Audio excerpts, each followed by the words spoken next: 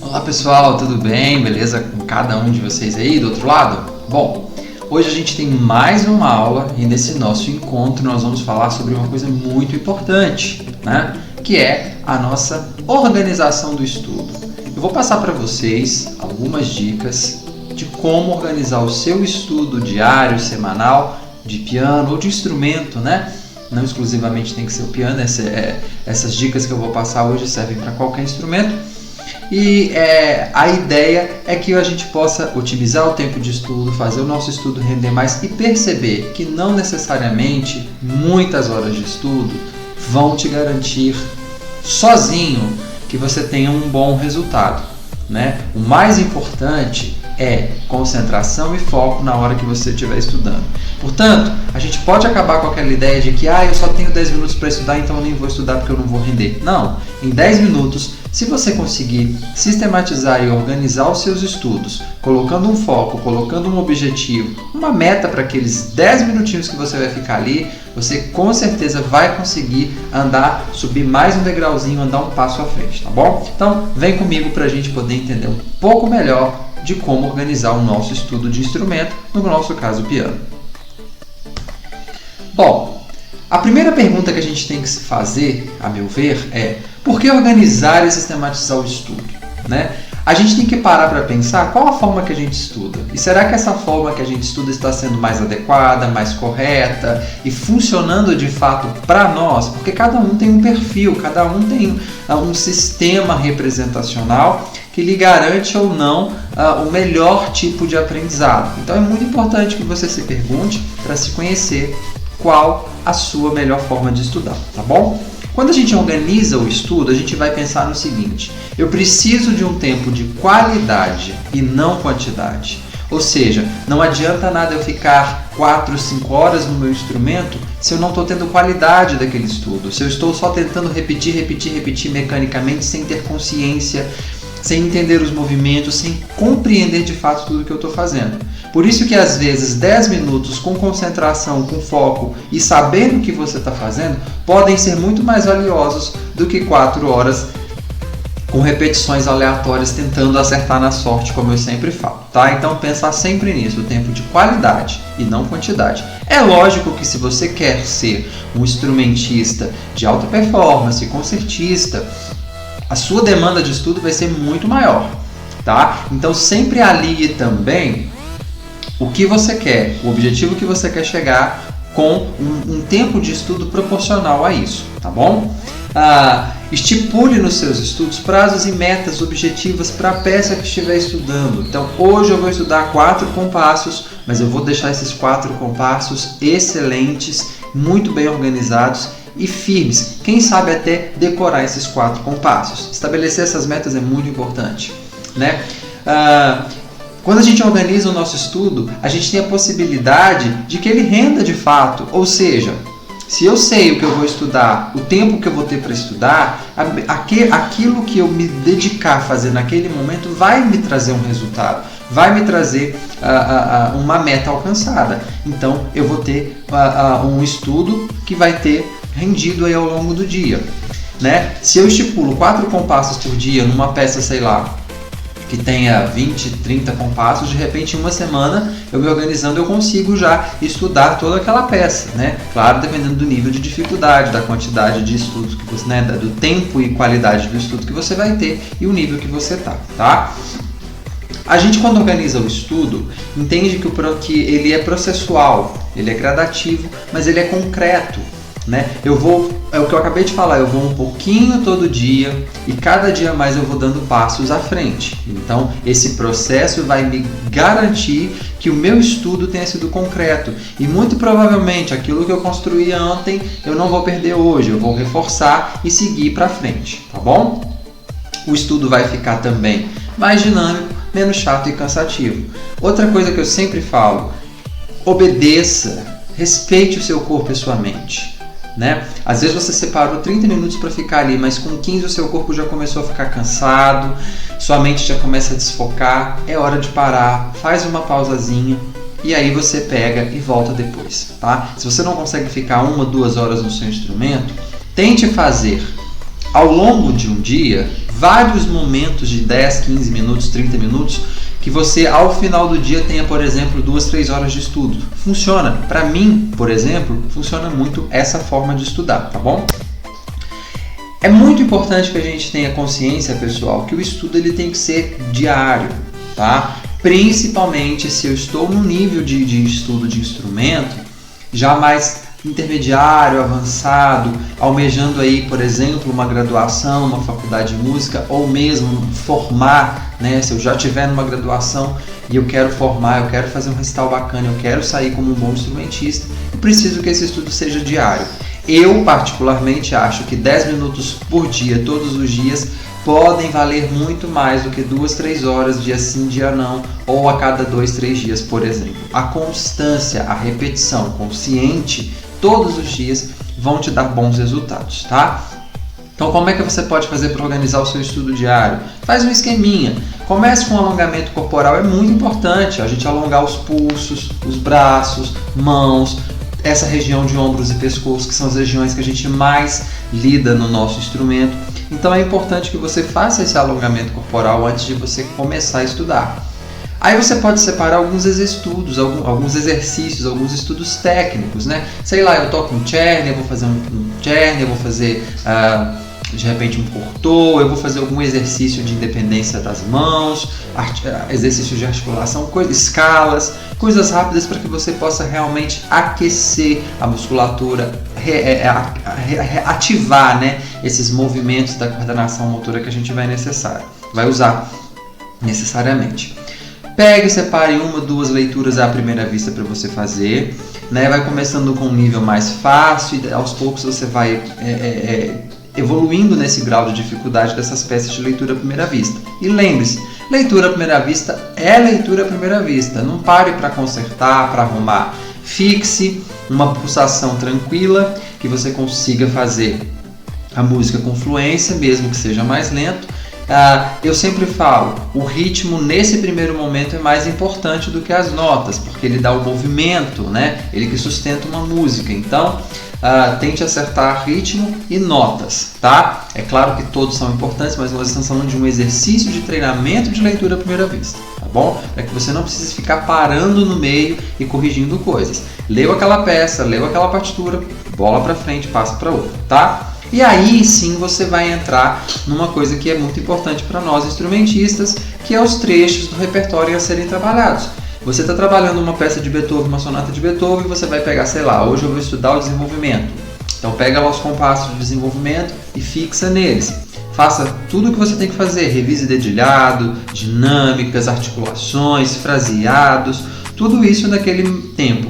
Esse momento aqui, eu acho que é um momento que você tem que dedicar, sei lá, dá 1 hora que você vai separar, que você separou para estudar, separe aí 30, 40 minutos para ficar nessa parte do trecho do repertório, ok? E aí, no final, você vai repassar suas peças prontas para que você possa ter um repertório, manter um repertório na palma da mão, na ponta dos dedos, e repassa essa peça que você está estudando, ou as peças que você estiver estudando, até onde você tiver trabalhado elas, tá? Isso é muito importante. Bom, agora eu vou trazer para vocês aqui a síntese do método de estudos da Eudóxia de Barros, que ela traz no livro dela, Técnica Pianística. É um livro muito bacana, tá? A Eudóxia é uma pianista maravilhosa. E aí ela traz algumas sugestões de como você organizar os seus estudos, né? Eu mostrei para vocês agora o que eu acho que é o estudo constante diário, aquele esquemazinho ali que você pode fazer todos os dias, tá? E ela vai trazer uma coisa um pouco mais ampla, mas muito parecida com tudo isso que a gente sempre fala. Dividir a matéria, ou seja, o que eu vou estudar hoje? Quantos compassos? Qual trecho? Entende? Divida essa matéria para que você possa estudar separadamente. Uma leitura à primeira vista, como eu falei, a gente tem que fazer uma leitura à primeira vista sempre para treinar e desenvolver essa questão. Por mais que você não vá precisar da leitura à primeira vista de fato, porque, por exemplo, professor, eu estou só estudando meu repertório, eu não vou tocar com ninguém, eu tenho tempo de ir lendo devagar. Ótimo, mas quanto mais você tiver sua leitura desenvolvida, mais rápido você vai conseguir ler uma peça. Às vezes a gente fica muito tempo lendo a peça, e para deixar essa peça num nível de começar a trabalhar a técnica pianística, os esquemas musicais, a gente demora muito para fazer a leitura em si. Então, desenvolver a leitura à primeira vista vai te trazer essa condição de você conseguir ler o seu repertório com uma certa facilidade, com uma certa agilidade e vai otimizar o seu processo, tá bom? Bom, no C ela coloca uma coisa importantíssima que infelizmente às vezes a gente não faz, né? Dedilhar cada nota em ambas as mãos em toda a peça, ou seja, coloque o número do dedilhado, experimente os dedilhados. Se a partitura já vier com uma indicação de dedilhado, faça aquele dedilhado que está ali e veja se para você aquele dedilhado é confortável, né?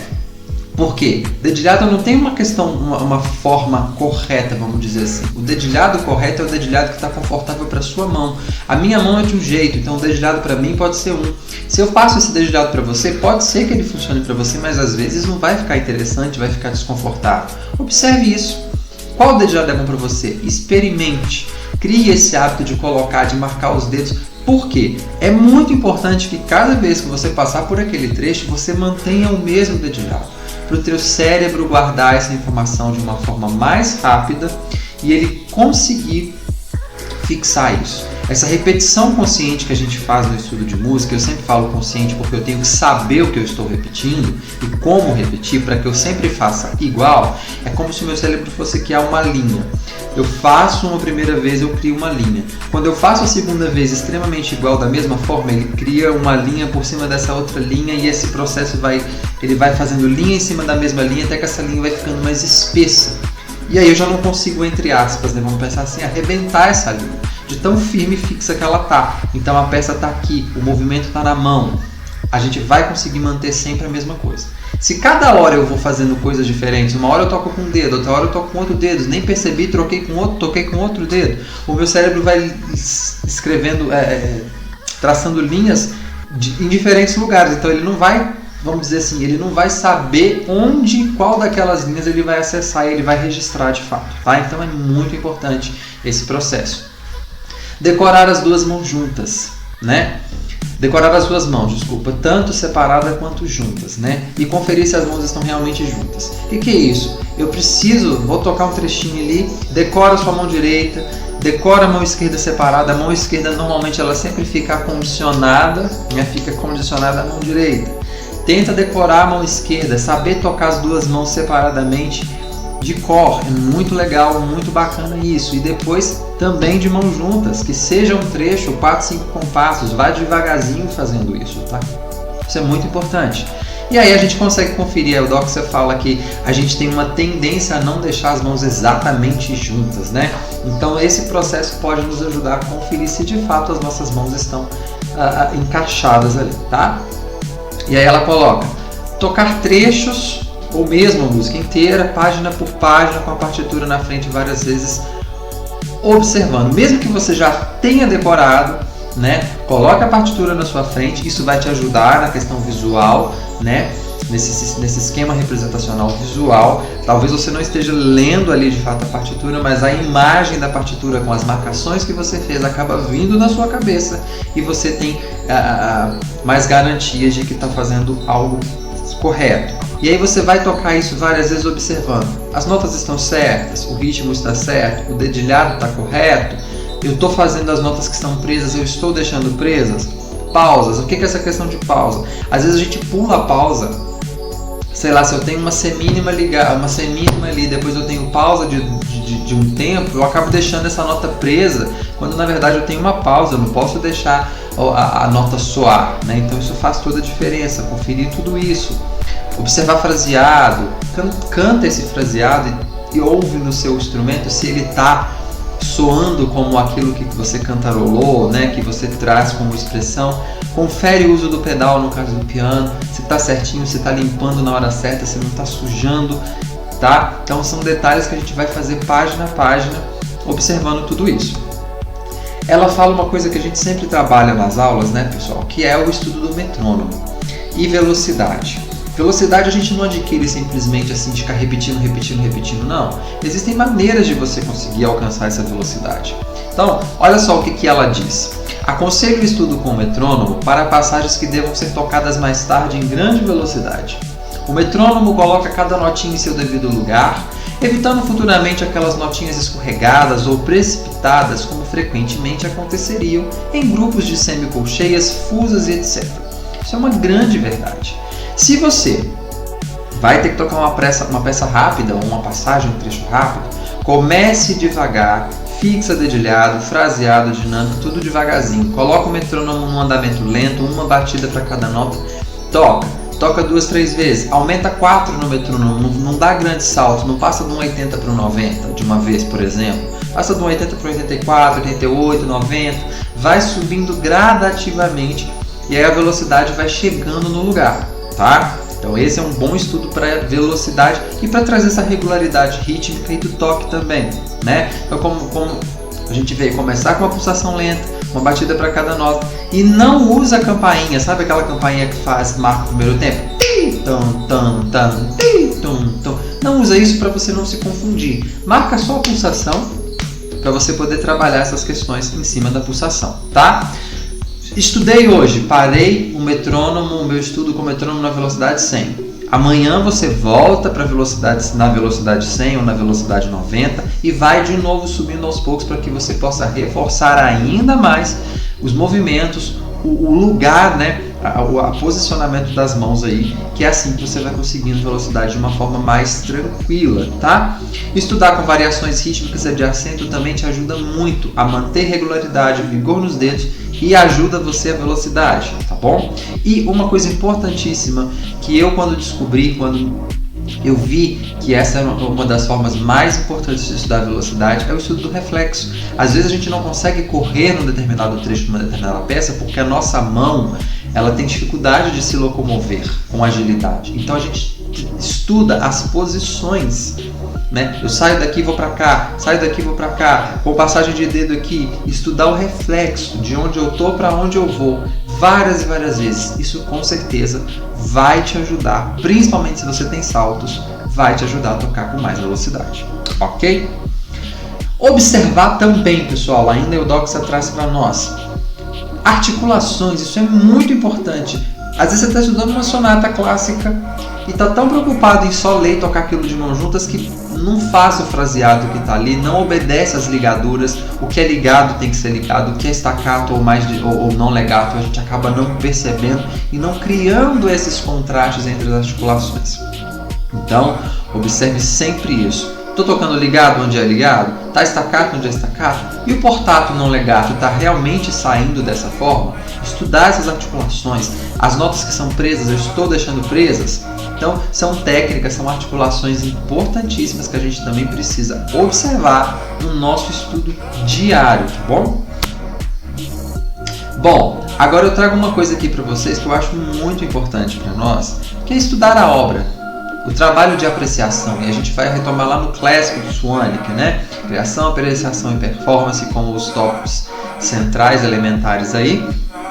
E a apreciação, ela vem desde o fato de você estudar, ouvir essa obra que você vai tocar, com boas referências, né? Até para você poder criar esse senso crítico do que é bom, do que não é tão legal, né? O que foi feito por profissionais, para que você possa ter referência de construir a sua interpretação, tá? E não é a intenção de você ouvir bastante, ver bastante, né? Hoje em dia a gente tem internet, YouTube com muitas interpretações de tudo quanto é música, não é para que você copie, tome muito cuidado com isso, mas a partir das referências que você tem ouvido nesse seu processo de apreciação, você possa se inspirar e criar a sua identidade musical, a sua interpretação para aquela obra, claro, respeitando tudo que o compositor escreveu, tudo que ele indicou, tudo que ele sugeriu que fosse feito naquela peça que muitas vezes está ali na partitura, ou tudo que vem dentro da estética daquele estilo. Então, como que eu toco um barroco,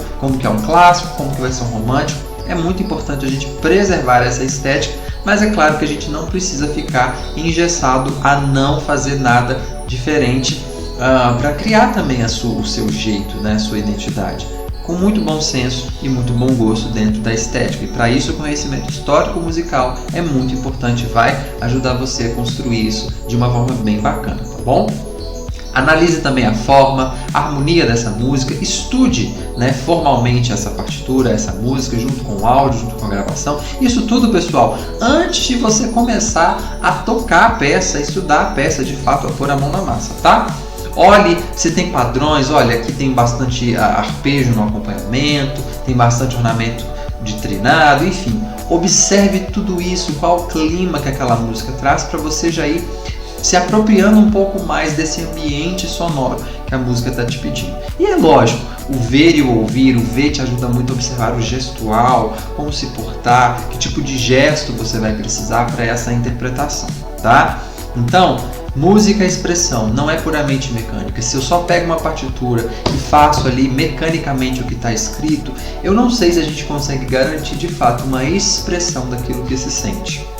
É muito importante que a gente entenda que nós passamos para o piano aquilo que está aqui na nossa cabeça, nos nossos sentimentos, nas nossas sensações, na emoção, na nossa expressão, tá? Então, experienciar a música auditiva, sinestésica, historicamente, para então pôr a mão na massa. Escute, é o que eu falei. Ouça bastante, conheça a música, tá? Conheça bastante da música antes de você sentar e tocar e começar a estudar de fato no seu instrumento. Agora, Cortot vai trazer o plano de estudos dele, que também está nesse livro maravilhoso, Curso de Interpretação, né? Ele é uma tradução. E ele traz aí também algumas questões que eu acho importantes, algumas em comum com o que a Eudoxia já traz pra gente, mas outras coisas interessantes. Por exemplo, sobrenome, prenome, local e data de nascimento, morte dos autores. É importante a gente saber sobre os compositores, os autores das obras que a gente toca, porque isso vai ajudar a gente a entender o que ele passava naquela época, qual a carga emocional que pode estar implícita ali. Então isso é bem interessante, né? Suas nacionalidades, porque um compositor alemão, por mais que seja do mesmo período do compositor italiano, vão ter suas diferenças e esteticamente a gente tem que tentar levar isso para a nossa obra, né? Então os títulos das obras, o que aquilo quer dizer, foi um título que foi dado pelo próprio autor, pelo compositor, ou alguém, algum revisor em algum momento acaba dando esse título. Procure essas questões, né? O opus, de qual opus é, ou seja, o opus é o álbum. Qual álbum? Esse álbum é mais do início da carreira, do fim da carreira, já é uma fase mais amadurecida ou não daquele compositor, enfim, né? Data de composição e dedicatória. Tem muitas peças que vêm com dedicatória, né? E essa dedicatória vai nos ajudar a entender, talvez, o clima, a intencionalidade que está ali para a música, né? E você vai pesquisar quem foi aquela pessoa para quem aquele compositor dedicou aquela música. Então é muito importante a gente olhar essas coisas também. É um trabalho de pesquisa muito importante para nós, tá bom?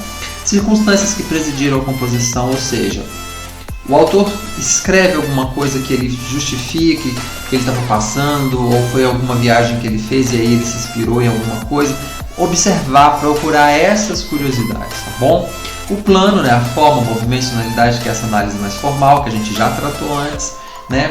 Particularidades evidenciáveis, análise harmônica, influências sofridas, ou seja, por exemplo, muitos compositores se influenciaram na obra de Bach, então procurar ali onde, né, o que pode ter essa influência, o que pode ser influência, né, de um determinado compositor, artista, período da arte, né, que estava se vivendo naquele momento, caráter e sentido da obra, né? E aí, segundo Cortot traz que é segundo a apreciação do executante, ou seja, como você tem observado, tem percebido essa obra, para que você possa trazer à tona a sua expressão enquanto intérprete, né? E aí, um comentário estético e técnico, conselhos para estudo e interpretação, que eu acho que é uma interação entre professor e aluno, que o aluno pode construir junto ali na aula com o seu professor essas questões, o que ele vai demandar tecnicamente, esteticamente, e aí para trazer uma interpretação bem expressiva, bem interessante e cheia de identidade.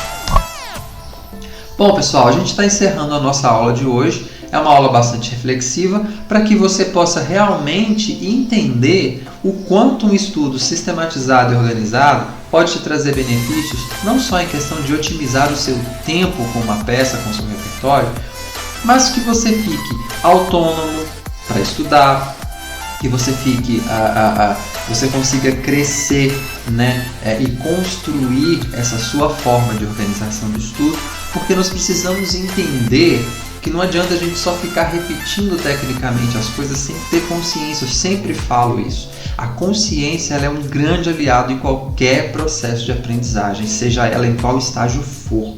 Desde o iniciante até o avançado, é muito importante que aquela pessoa, aquele estudante de música, saiba o que ele está fazendo, por que ele está fazendo. E não simplesmente, eu estou fazendo essa escala porque meu professor mandou estudar essa escala. Não, ter consciência de por que estudar aquela escala naquele momento, como estudar aquela escala, como fazer uma boa passagem de dedos. Essas são as questões que, se você tem consciência e você passa pelo processo de estudo organizado e adequado, você vai ter o resultado esperado, tá bom? O fazer musical vai além da técnica. É expressividade, emoção. A sua contribuição enquanto intérprete de uma obra, pautados pelo bom senso crítico e conhecimento histórico e estético, respeitando as colocações do compositor na partitura.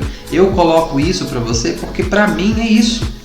Não adianta nada eu ser uma pessoa extremamente técnica e alguém me ouvir tocar e não sentir nada. Porque eu não me expresso e porque eu não consigo transmitir para o instrumento o que eu estou sentindo, porque de repente eu não estou sentindo nada. Às vezes eu estudei aquilo com tanto sofrimento técnico para alcançar aquela virtuosidade, aquela expressividade, esse virtuosismo, né? E simplesmente assim, não consegui sentir nada que não fosse ranço de tão difícil que foi aquilo para mim, entende? Cortot fala uma coisa que eu acho interessantíssima. A correção exterior do toque, a perfeição mecânica não são nada se não servem para traduzir melhor o princípio gerador da obra. Ou seja, não adianta nada ficar repetindo as coisas tecnicamente, com precisão e blá blá blá, se você não se expressa, se você não passa esse tipo de sentimento, né, quando toca, por mais que seja um estudo simples, né? E ele completa, né, dentre vários assuntos que ele defende aí dessa questão da expressividade, e essa expressividade desde sempre do estudo de piano, nesse dia, ou seja, quando você compreender que não é só uma repetição mecânica aleatória, nesse dia sua técnica terá progredido mais eficazmente que ao longo de meses de escalas sem objetivo e exercícios de virtuosidade estéril, ou seja, virtuosidade que não produz nada. Seus dedos serão então encarregados de traduzir seu pensamento e vocês então serão intérpretes e não executantes. Olha a carga, o peso filosófico e reflexivo que tem nessa fala do Cortot. Eu acho isso fantástico. Técnica aliada à expressão, técnica aliada à consciência, para que você possa ser um intérprete e não um simples executante, um robô que foi programado para executar aquelas notas em determinado andamento com expressões que são programáveis pela máquina. Execução, interpretação é diferente. Por isso que eu acho que a música nunca será substituída por um equipamento, por exemplo, porque só o ser humano, com toda a sua carga expressiva, ao sentar no seu instrumento, é que vai conseguir tocar os outros com a sua música, com a sua verdade, com aquilo que ele imprime na interpretação que ele constrói, tá bom? Então, pessoal, eu espero que essa aula tenha sido muito bacana para vocês. Reflitam em cima disso. Faz aí o seu plano de estudos. Qual a peça que você está estudando? Como você tem estudado? Vamos tentar mudar o foco? Que tal organizar como você vai estudar essa peça a partir de agora? Ou se você quiser pegar uma peça nova, vamos começar a pensar nessa forma de organização do estudo? O que você acha? Legal, né? Então, fiquem com Deus, até a próxima. A gente se vê em breve. Tchau, tchau.